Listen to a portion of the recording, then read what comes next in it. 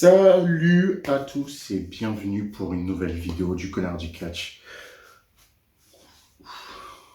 Aujourd'hui, on va faire une review de Impact Hard to Kill.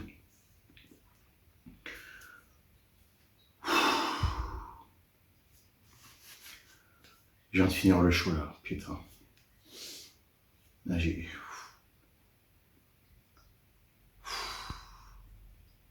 Ce show était incroyable. Ce show était incroyable. Ce show était incroyable. C'était un show de malade. C'était un show de malade. Franchement, je vous conseille d'aller le voir tout de suite après. Tout de suite après. Et j'ai eu au moins 3 classiques matchs dans ce pay-per-view. Franchement, c'était incroyable. Et on va en parler. Franchement, c'était. Ouais, là, j'ai pas d'autres superlatifs. Qu'est-ce qu'on peut dire, hein? Qu'est-ce qu'on peut dire, franchement, quand tu regardes un show comme ça et le bonheur que ça t'a procuré, tu as envie de le partager. T'as envie de le partager. Et j'espère que cette vidéo va vous inciter à regarder Impact Wrestling Hard to Kill 2021 dans la nuit du 8 au 9 janvier en direct de Dallas au Texas. Et la foule était chaude. On a commencé tout de suite avec le match que j'attendais particulièrement. Le X-Division match, le match traditionnel de Made in TNA, Made in Impact. Mais c'est aussi au féminin, c'était le premier de l'histoire.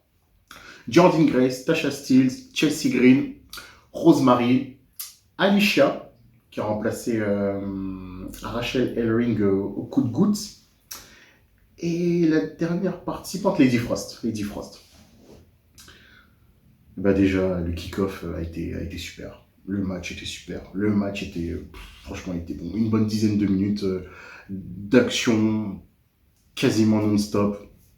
Donc, ceux qui ne savent pas c'est quoi la règle d'un X-Division match, vous avez un X qui est suspendu en haut. C'est un espèce de ladder match, mais en fait, il y a un X qui est suspendu. Il y a plein de filets autour. Il y a des espèces d'échafauds où vous montez, vous escaladez l'élastique et vous devez récupérer le X qui est suspendu au sol. Super match, des super spots. Jordynne Grace, mon bébé, franchement, qui a fait un. Je crois que pour moi, c'était elle la MVP du match. Hein. C'est elle qui a quasiment tout fait. Hein. Franchement, il y a eu des bons spots, des bons bumps. La chose que j'ai retenu dans ce match, c'est le moonsault de Lady Frost. Elle est montée carrément jusqu'à, je sais pas comment je vais dire ça, l'échafaud. Le moonsault bien exécuté, pas des moonsauts floquants à la Charlotte Flair, bien exécuté, bien fluide. Elle est tombée sur Tasha Steelz, Savannah, il y avait Rosemary, Avoc, et voilà, c'était fluide. Mais au final, le spot final, c'est quoi? C'est Chelsea Green. Elle est suspendue pour récupérer le X. Tasha Steelz aussi en même temps. Elles ont chopé le X en même temps. Mais après, c'est Tasha Steelz qui a gardé le X. Elle est tombée par terre. Victoire de Tasha Steelz. Donc, c'est la nouvelle aspirante pour le titre des Knockouts. Et donc, plus tard dans la soirée, on va savoir qui est toujours la championne entre Deonna Purrazzo et Mickie James. Ensuite, on a eu une interview des influenceuses. J'étais un peu déçu. On nous apprend que les Inspiration, anciennement nommées les Iconics à la WWE, Cassie Lee et Jessica Mackey, ne pourront pas défendre leur titre par équipe contre les influenceuses suite au Covid. Voilà, juste suite au Covid. C'est assez drôle comme les influenceuses et tout. Donc voilà. Voilà, j'étais un peu déçu. Déjà que j'avais raté leur premier match à Impact à Bound for Glory quand elles ont gagné les titres par équipe. Je n'arrive toujours pas à trouver la vidéo du match. Mais j'espère que sur l'appli Impact Plus, abonnez-vous si ce n'est pas déjà fait. Franchement, je vous conseille. Je n'ai rien à gagner dessus. De toute façon, je Vous savez très bien que je n'ai pas de sponsor. On fait ça pour le plaisir. J'espère qu'ils ont quand même mis Bound for Glory 2021 sur l'appli. Comme ça, je pourrais regarder le match des Iconics. Déjà, j'avais vu leur entrée. Incroyable, incroyable, incroyable. Ensuite, on passe au second match. Trey Miguel contre Steve McLean. Steve McLean. Pardon. Il y avait une stipulation. Steve McLean, s'il perdait contre Trey Miguel, il n'avait plus le droit à un match de championnat tant que Trey Miguel est champion de la X-Division. C'est ce que j'adore chez Impact. Impact, franchement, je vous le répète à maintes fois, pour moi, c'est le meilleur show actuel aux États-Unis, on va dire mainstream. Entre eux, la WWE, AEW. Un jour, je ferai une vidéo assez pour essayer d'expliquer mon point de vue. Ce n'est que mon point de vue. Dites-moi en commentaire si vous êtes d'accord ou pas. Les insultes peuvent pleuvoir, mais ça fait partie du jeu. Donc, revenons quand même au show. Déjà, le match, il a commencé sur les chapeaux de roue. Il avait même pas posé le pied sur la rampe. Trey Miguel, si McLean, bim, il arrive, bel esprit. Ils font sur les topés suicidaires. Magnifiquement exécuté sur Trey Miguel. C'était une très bonne opposition de style entre les deux. Trey Miguel, l'agilité, les bons spots, les bons moves. Et Steve McLean, un peu le background d'un footballeur américain. Quand il met des impacts, c'est vraiment façon footballeur américain. Là, bim, les espèces de tacles qu'il te met. Franchement, bel esprit. Pardon. Alors, pendant le match, il y avait un truc super. Franchement, si ce match était super. De toute façon, je crois que tous les matchs en fait étaient super. Je vais toujours dire ça. Sauf un. On va parler là, après. Il y a Steve McLean qui est à l'extérieur du ring. Donc, il y a des barrières de sécurité. Et il y a les fans derrière. Trey Miguel, il se balance en jumping cannonball sur lui. Il tombe sur Steve McLean, mais en même temps, bim, il rentre en collision avec une fan. Franchement, incroyable. Ce spot était incroyable. Incroyable de ouf. Mais au final, Trey Miguel a gagné ce match sur Steve McLean. Donc, je fais confiance à Impact et au management. Donc là, tant que Trey Miguel est champion, Steve McLean n'a pas le droit à un match de championnat pour la X-Division. On verra dans les prochains épisodes de Impact si tout se passe bien. Ensuite, on passe au match, pour moi, Bouche-Trou, qui n'a servi à rien. Ça n'a pas abîmé le show, mais c'était pas utile. Le match de la Hero H pour le titre de la Ring of Honor entre Jonathan Kreshman contre... Comment ça s'appelle? Aidez-moi. Ah non, on peut pas. Chris Sabin. Ouf, putain, je suis presque fatigué. Chris Sabin. Match typique Hero H style, comme on dirait. Match de championnat avec les règles de la Hero H. Des comptes de 20. Vous devez lâcher les cordes, sinon vous êtes disqualifié, blablabla. Bref. Ils auraient me ramené l'annonceur spécial de la Ring of Honor. L'un des commentateurs aussi de la Ring of Honor. Aussi, petit aparté, Todd Phillips maintenant est le nouveau commentateur de Impact. Il a remplacé Matt Striker. Bel esprit. René Paquette, a.k.a. René Young, qui nous avait annoncé ça au calme sur Twitter. Franchement, René Young, là, il va falloir la guetter. Hein. Elle pèse dans le monde du catch en ce moment-là. Elle pèse dans le monde du catch. Avec ses interviews et tout là. Elle est Chris Van Vliet. De toute façon, les Canadiens, ils pèsent dans le monde du catch. Hein. Ils pèsent de ouf. Hein. Bientôt, c'est limite eux les influenceurs, là, René Paquette, pardon, et Chris Van Vliet, hein. Franchement. Bref, c'est notre paire de manches. Donc, victoire de Jonathan Kreshman. Le match était correct, mais je me suis pas enjaillé. De ouf. Oh, décidément, pardon. Je me suis pas trop enjaillé, mais c'était un match correct. Et là, on est passé à la folie. On est passé dans une dans une autre, pardon, dans une autre dimension. Le prochain match, c'est Josh Alexander contre Jonah, anciennement appelé Bronson Reed à NXT. Pardon. Ouf. C'est là que la folie s'est emparée dans ce pay-per-view, franchement. Le match était super. Le match était super solide. Je crois qu'il a duré une bonne vingtaine de minutes, ce match, et il était super intense. Et ce match est bel esprit parce que, quand même, Josh Alexander, il faut se rendre compte qu'il y a 2 mois, le gars, il avait battu Christian dans la plus grande scène de Impact. Il le fait abandonner devant sa femme et son fils. Il gagne le titre. Moose, il vient, il le défonce devant sa femme et son fils pour lui prendre le titre. Il est passé de visage de la compagnie à presque le mec qui a tout perdu. Et après, Jonah, il vient, et semaine après semaine, il le défonçait. Chaque semaine, Josh Alexander se niqué. Et de toute façon, c'est sûr que Josh Alexander va récupérer la ceinture de Impact. Et sa construction est bien, franchement. Franchement, tout est limpide.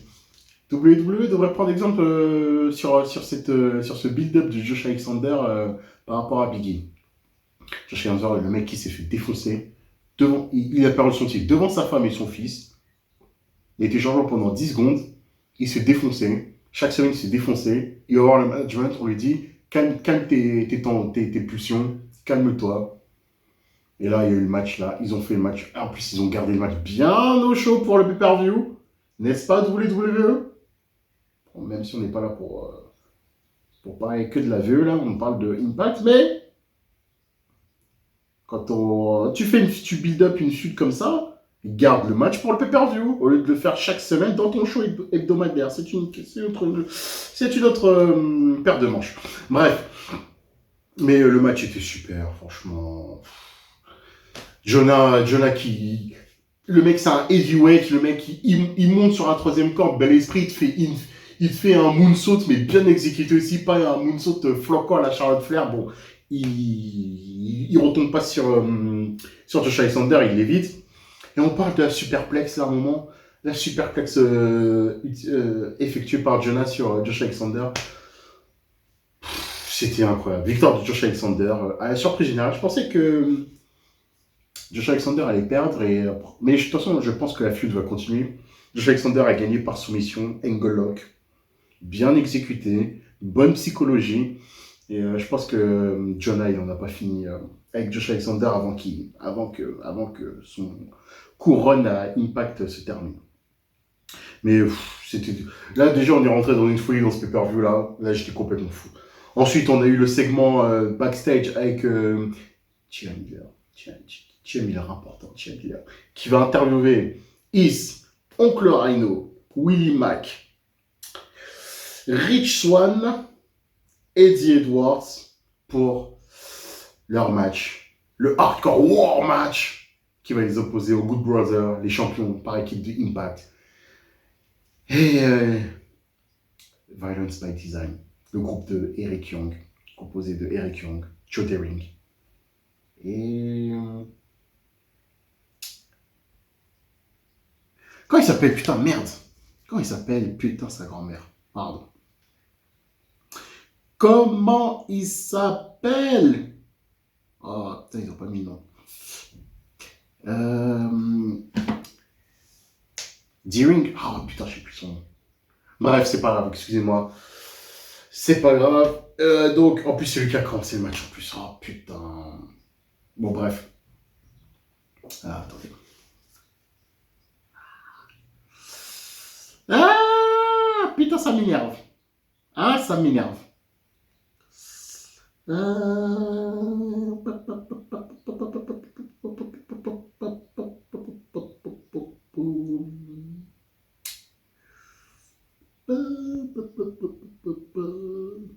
Putain. Blablabla. Dîner, voilà. J'étais présent. Excusez-moi. Donc, Déjà, on va parler de la promo. La promo était super. La promo des Babyface était super. Comment ils ont hypé le match. Surtout, déjà, Eddie Edwards. Le mec, il est en bel esprit. Kendo Stick. Il est un nouveau Kendo Stick qui s'appelle Kenny. Voilà, voilà. Aussi, au passage, lors du premier match du X-Division match, sa femme Alicia Bel Esprit aussi qui ramène un Kendo Stick. Ils sont tellement. Les deux sont amoureux des Kendo Stick. Bref. Ensuite, Rhino qui est dans une folie là, au micro. Il voulait vraiment péter la gueule à Eric Young là. Après lui avoir lavé le cerveau pendant 6 mois, il le voulait, il le voulait. Donc, la règle du Hardcore War Match.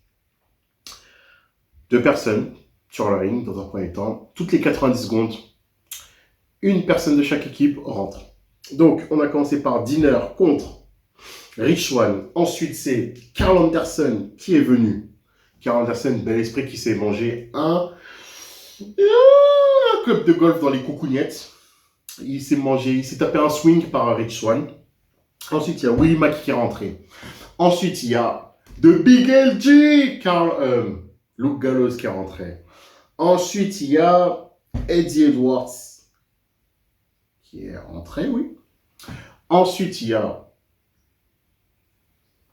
J'étais surpris... Alors, attendez... Eric Young. Ouais, il y avait Eric Young qui est rentré. Ensuite, il y a Eves qui est rentré. Ensuite, il y a Joe Deering qui est rentré. Et ensuite, il y a Rhino qui est rentré. Que dire, franchement, allez voir ce match. Il y a tellement eu de spots. Bon, déjà, je vous ai expliqué, je vous ai parlé du spot des coucougnettes, du club de golf dans les coucougnettes. En haut aussi, Rich Swann, Willie Mack qui prennent une porte. Dans le plus grand calibre, ils prennent une porte. Une porte en carton. Ils mettent 2 chaises. Tac, ils placent la porte. 3D sur D-Ring. Super match. Super match. Tout le monde a saigné. Il y a tout le monde qui a saigné. Aussi, bel esprit, Eddie Edwards, qui prend un kendo stick. Il enflamme. Il enflamme le kendo stick. Coup de kendo stick dans le dos sur The Big LG, Luke Gallows. Ensuite, il y a l'effet visuel là. Hardcore War. Bah, qui dit Hardcore War, bah, dit les 2 équipes réunies là. Les 5 participants réunis dans le ring. Avec le sang qui pisse. Bah, bagarre. Allez hop, on annonce la reggae. C'est la reggae. C'est la fête. Et au final, victoire des Babyface. Victoire de Willie Mack, Rich Swann, If, Oncle Rhino et Eddie Edwards sur VBD, The Good Brother. Sur VBD, The Good Brother. Gore de Rhino sur Carl Anderson, tombé de X, victoire des Babyface. Encore une surprise. Là, déjà, j'étais en transe sur ce match-là. Et après, il y a les OGK qui arrivent, ceux de la Ring of Honor. PCO, Mike Bennett, Vincent. Après, je sais plus comment il s'appelle l'autre là. Bref, vous avez compris les bails. Ils viennent. Bam, ils ont défoncé Willie Mack, Rich Swann, Rhino, Yves, Eddie Edwards. Ils ont fait le nettoyage. Après, il y a la First Lady aussi, Maria, qui s'est pointée. Et... Excitation. En plus, ils prennent la ceinture... et à un moment, ils prennent la ceinture Impact Tag Team Champions. Ils disent, on est là pour ça, vous inquiétez pas et tout. Mais ce pay-per-view m'a rendu complètement dingue. Ce pay-per-view était incroyable. Là, déjà... On est passé. Là, le step, il a encore plus monté, là, avec l'arrivée des mecs de la Ring of Honor. Et donc, on verra dans les prochaines semaines ce qui va se passer dans les prochains mois. Mais j'ai confiance en Impact. Après, en plus, on voit Jamir qui va voir Scott D'Armor. Scott, t'étais au courant de ce qui se passait? Non. Scott, il dit, non, j'étais pas au courant. Il faut que j'en parle et tout. Tac, t'inquiète. Et ensuite, on passe au premier main event de la soirée. Le Triple Threat. Matt Cardona contre Moose. Contre William Morrissey.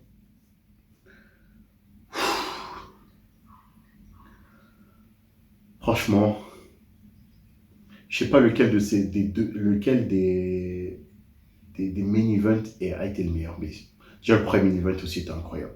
Ce triple threat. Ce triple threat, oh mon Dieu. Oh mon Dieu. Oh mon Dieu, comment j'étais à fond. Comment j'étais à fond. J'étais à fond. Moi, je vous dis, j'étais pour Matt Cardona. Je voulais absolument qu'il gagne.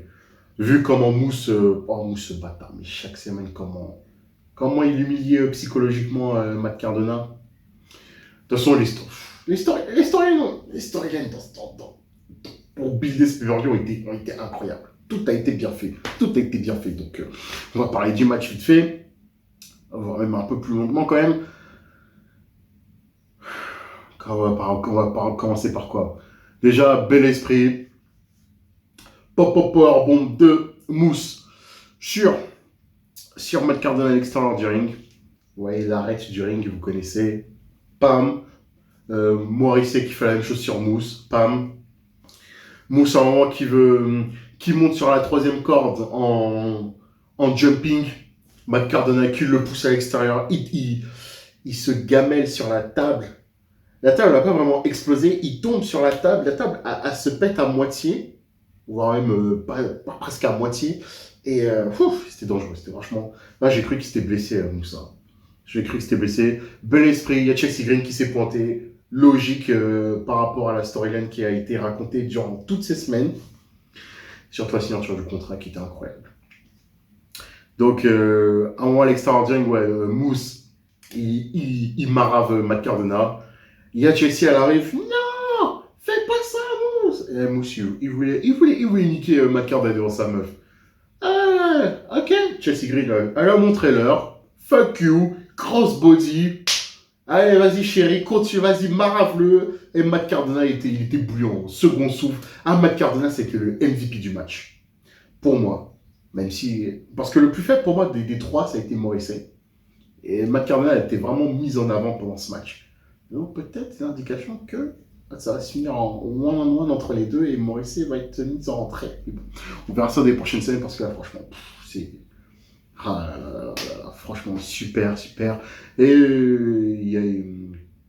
et que dire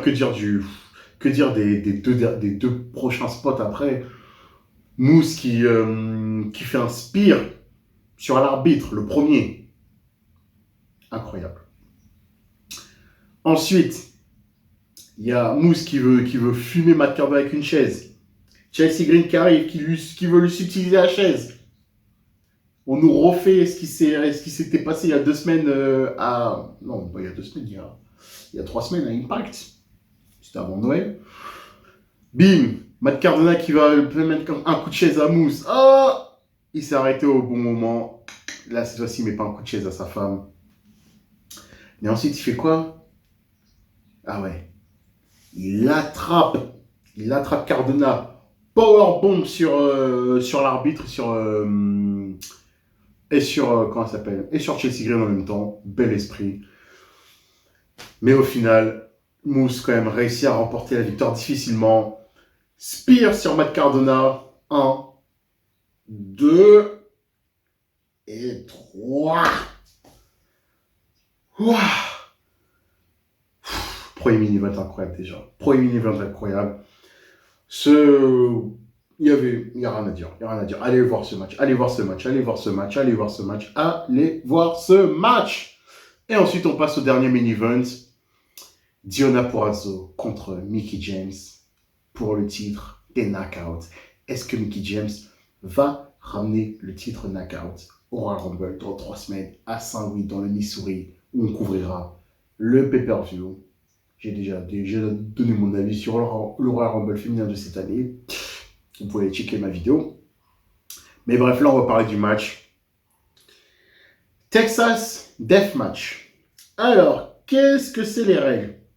La règle, c'est que tu dois gagner par tombée ou soumission. Mais lorsque tu effectues un tombé ou une soumission, et que tu l'as réussi, tu dois ensuite gagner le match par des comptes de 10. Est-ce que vous avez compris? De toute façon, on va rentrer directement dans le détail. Déjà, aparté. Diona. Si tu regardes cette vidéo, Diona, que je te suis sur Instagram et tout, bel esprit. Et Diona Purrazzo, déjà quand elle est revenue il y a 2 mois, là, et qu'elle avait Mara Mickey James pour lui dire j'invoque ma clause à Hard to Kill. Et quand je l'ai vu, je me suis dit merde. Et après, elle est caisse, elle est devenue caisse. Et là, quand je l'ai revu encore dans ce pay-per-view, j'étais pas fou. Là, quand même, elle a pris un peu de volume bien modéré. Et en plus, je pense qu'elle a un peu perdu du poids. Même si après, sa corpulence, oui, il dit, fait quand tu la vois, elle a l'air un peu grassouillette. Mais je trouve qu'elle a perdu un peu de poids. Et elle est un peu caisse. Bref, c'est une petite aparté comme ça. On va passer au match. Le match était super. Bon, déjà, dès le début, dès que le match a commencé, petit paquet Mickey James, 1, 2, 3, 1, 2, 3. Petit paquet. Et donc là, Mickey James devait gagner par des comptes de 10 de l'arbitre. Un peu une sorte de last man standing après. Mais Diona Purrazzo, même dès le début du match, a fait son doubleur en barre. Mickey James abandonne. Donc les compteurs sont remis à zéro. Je sais pas là si vous me suivez. C'est-à-dire que tu vois, Mickey James là, il fait le tomber. Et donc là, ensuite, elle devait gagner. Elle devait marave Diona Purrazzo pour ensuite que l'arbitre compte jusqu'à 10 et là, gagner le match. Donc là, c'était belle. Au début, je ne comprenais pas trop. J'étais un peu paumé. Après, j'ai fait, ah, ok, c'est bon, j'ai compris le contexte du match. Que dire. Bel esprit, à un moment, Diona Purrazzo qui vient. Elle a marave Mickey James sur la rampe d'entrée. Elle se barre en coulisses, elle ramène un caisson. Bim, caisson dans la gueule, bel esprit. Mickey James a pissé le sang. J'ai fait ok, c'était un match vraiment hardcore. Diona Purrazzo qui sort les punaises aussi. Elles ont sorti une table. Comment il s'appelle le major Je vais l'appeler encore Aiden English pour que vous compreniez. Aiden English, de toute façon, il y avait une clause qui disait. De toute façon, plus tôt dans la soirée, Gail Kim était venu voir Diona Purrazzo pour dire écoute. Parce qu'à un moment, elle a parlé de plan A, plan B. Elle a dit écoute, moi je vois où tu veux en venir. Si jamais Aiden English il touche Mickey James, il intervient. Aiden English t'es viré. Et Diona Purrazzo, tu perds automatiquement le match. Donc, Aiden English il est intervenu parce qu'à un moment, c'était un peu la merde pour Diona Purrazzo. Elle aussi, elle s'est mise à pisser le sang. Elle s'est mangé un bel esprit, un coup de chaise. Elle était sur la deuxième corde. Mickey James prend une chaise, elle lui met un coup de chaise dans la gueule, bel esprit, après elle tombe à l'extérieur. Et après, elle s'est mis à pisser le sang. Et donc, elle était vraiment critique là, quand l'arbitre il comptait pour aller jusqu'à 10. Donc, après, il est venu, il l'a relevé pour dire non, c'est moi les deux way de boom. Mickey James, bim, crossbody sur les deux. Bel esprit aussi. Coup de guitare, moi, elle a mis un coup de guitare à Aiden English. Et ensuite, le spot de fin, il était moyen quand même, il était moyen. C'est quoi le spot de fin? C'est que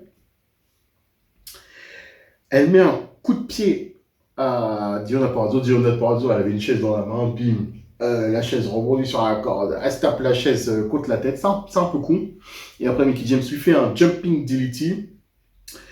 Elle fait le tomber 1, 2, 3. Et ensuite, l'arbitre il compte pour aller jusqu'à 10. Et en même temps, elle lui jette une chaise, elle lui jette une table pétée parce que pendant le match, Diona Purrazzo lui fait un pile driver sur la table. Et donc après, l'arbitre a compté jusqu'à 10. Victoire de Mickey James qui a conservé et qui va donc aller au Royal Rumble avec le titre des Knockouts. Et petit coup de gueule, Mickey James à un moment prend une chaise, elle s'assoit sur la ring. Il me semble qu'il a voulu serrer la main à Diona Purrazzo. Mais la production, ils ont coupé le direct. Putain. Donc je pense que je vais fouiller sur internet là pour voir ce qui s'est passé en aftermatch. Mais bref, de toute façon, c'était un mini-event incroyable. Allez le voir aussi. Et de toute façon, la division féminine de Impact était et restera la meilleure division de catch mainstream nord-américain. Oui, je le dis. Oui, je le dis, je le dis.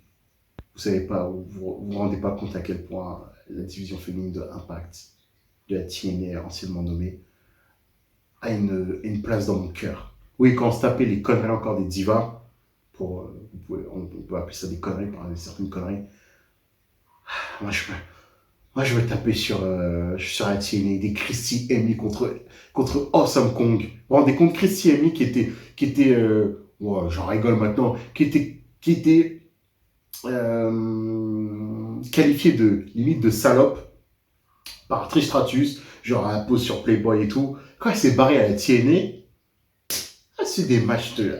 Elle se mangeait des coups de chaise contre Awesome Kong, elle se faisait marave et tout. C'était des matchs de psychopathes. C'est comme l'ancienne général manager de la ECW, la Tiffany, l'ex-Drew McIntyre anciennement nommée. Quand elle est partie à Impact, elle a donné l'une des plus belles heures aussi de la division féminine de l'Impact Zone. La feud Gail Kim, Taryn Terrell, mais allez voir leur match. Pour moi, je crois que c'est une des feuds classiques de l'histoire du catch féminin nord-américain. Avec Trish Stratus, Mickie James, qui est et restera la plus grande feud féminine de l'histoire de la WWE, avec AJ Lee, Caitlyn. Build-up bien fait, match bien fait, tout était parfait. C'est pas comme là actuellement, le truc, c'est pas comme quand on nous a matraqué la Women's Revolution et tout, après ils ont voulu nous mettre à la sauce Charlotte, Sasha Banks. Oui, c'est une rivalité comme la légendaire rivalité Trish Stratus et Lita. Bref, ouais, il y a déjà fait une impact. Oh là là. Toujours des matchs de folie, encore une fois. Et voilà, un build-up qui dure déjà 6 mois, qui dure déjà près de 6 mois. La feud de Diona Purrazzo, Mickie James a commencé en août 2021. J'avais fait la review de NWA Empower, que vous pouvez voir sur ma chaîne.